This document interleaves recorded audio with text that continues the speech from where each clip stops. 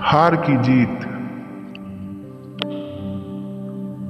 माँ को अपने बेटे, साहूकार को अपने देनदार और किसान को अपने लहलहाते खेत देखकर जो आनंद आता है, वही आनंद बाबा भारती को अपना घोड़ा देखकर आता था। भगवत भजन से जो समय बचता वह घोड़े को अर्पण हो जाता। वह घोड़ा बड़ा सुंदर था, बड़ा बलवान, उसके जोड़ का घोड़ा सारे इलाके में न था। बाबा भारती उसे सुल्तान कहकर पुकारते, अपने हाथ से खरहरा करते हैं, खुद दाना खिलाते हैं और देख देख कर प्रसन्न होते थे। ऐसे लगन, ऐसे प्यार, ऐसे स्नेह से कोई सच्चा प्रेमी अपने प्यारे को भी ना चाहता होगा। उन्होंने अपना सब कुछ छोड़ दिया था, रुपया, माल, असबाब, जमीन, यहाँ तक कि उन्हें नागरिक जीवन से भी घृणा थी।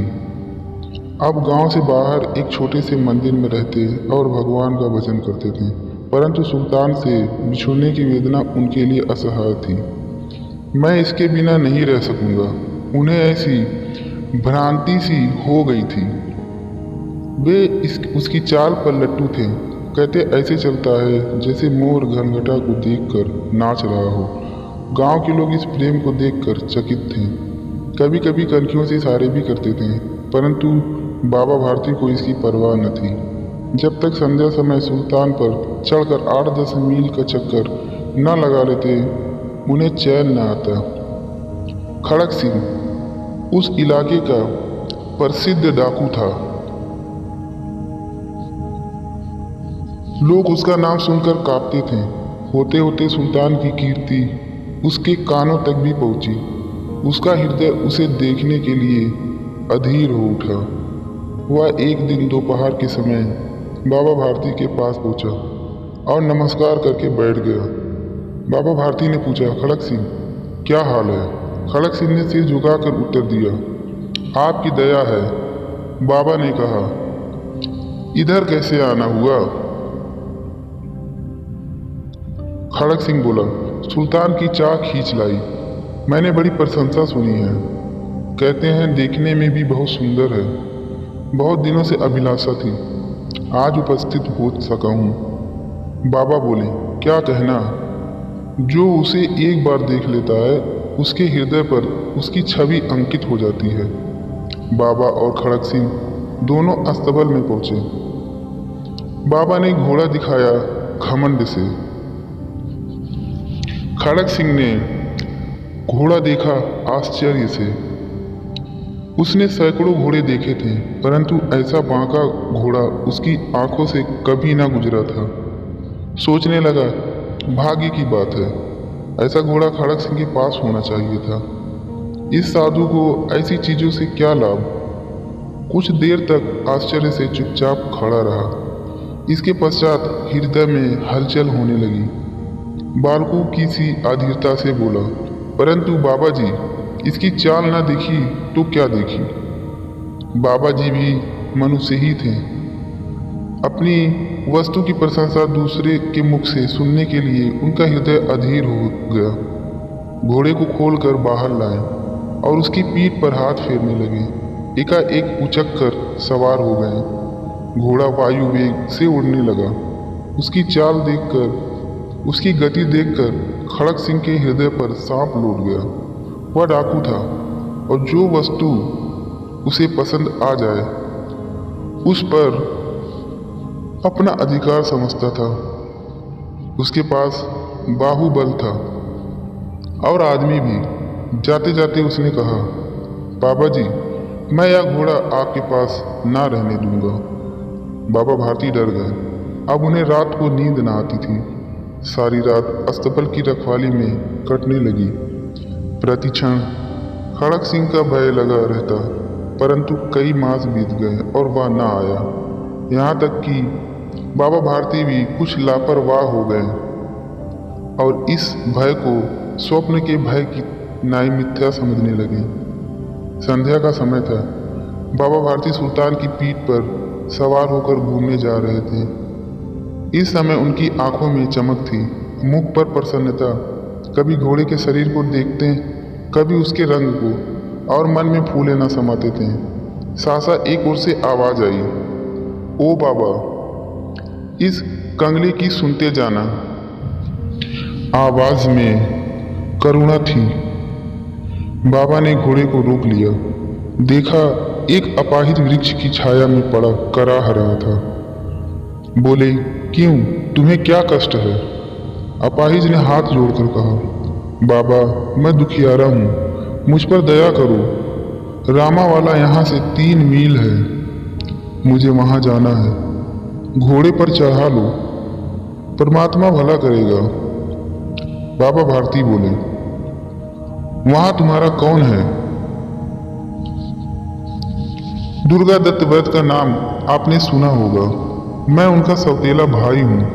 बाबा भारती ने घोड़े से उतरकर अपाहिज को घोड़े पर सवार किया और स्वयं उसकी लगाम पकड़कर धीरे धीरे चलने लगी। सहसा उन्हें एक झटका सा लगा और लगाम हाथ से छूट गई। उनके आश्चर्य का ठिकाना ना रहा जब उन्होंने देखा कि अपाहिज घोड़े की पीठ पर तन कर बैठा है और घोड़े को दौड़ाए लिए जा रहा है।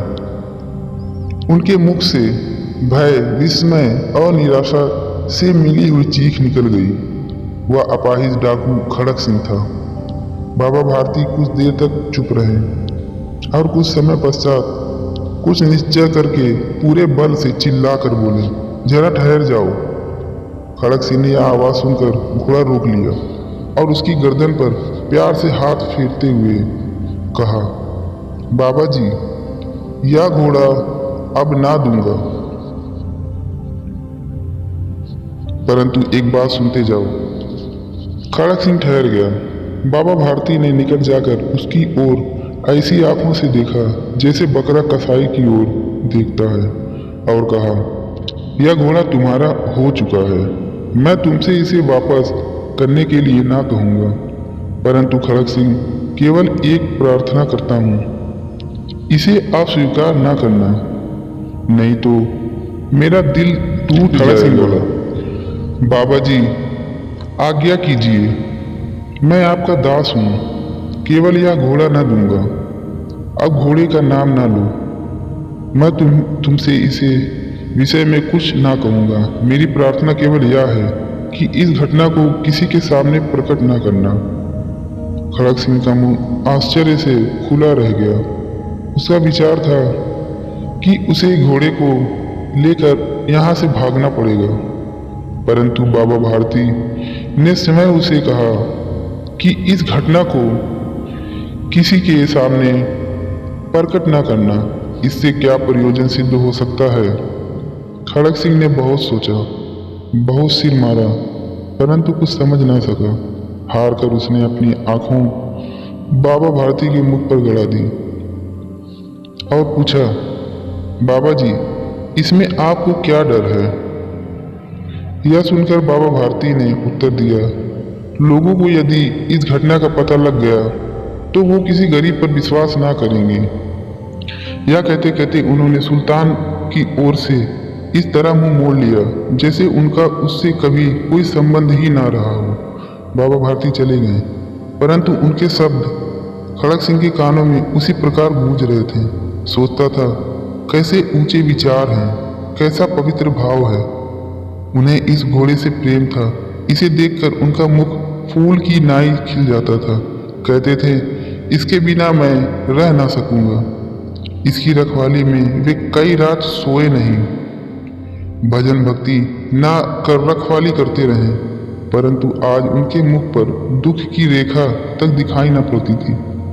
उन्हें केवल यह ख्याल था कि कहीं लोग गरीबों पर विश्वास करना न छोड़ दें। उन्होंने अपनी नीच की हानि को मनुष्यत्व की हानि पर न्यौछावर कर दिया। ऐसा मनुष्य नहीं देवता है।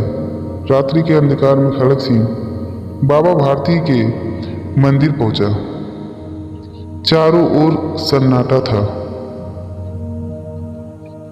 आकाश पर तारे टिमटिमा रहे थे।